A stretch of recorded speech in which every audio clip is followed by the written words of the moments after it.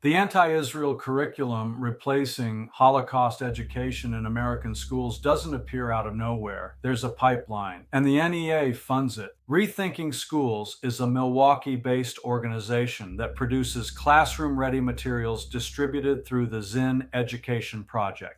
Over 100,000 teachers have downloaded their lessons. Their members speak at NEA conferences. Their materials are advertised in the NEA's magazine. In the last 2 years, Rethinking Schools devoted 2 of its 7 magazine issues to attacking Zionism and published a book called Teaching Palestine. The funding flows through. The Lannan Foundation gave $150,000 to Mohammed El-Kurd, an anti-Zionist activist who compared Israelis to Nazis. The Common Council Foundation, fiscal sponsor of the Movement for Black Lives, gave Rethinking Schools $30,000 a year in operating grants. And at the bottom of the pipeline, New York City. A group called NYC Educators for Palestine, funded through this network, is teaching children as young as 5 that Israelis are genocidal white supremacists and Hamas terrorists are martyrs. The federal government is now investigating.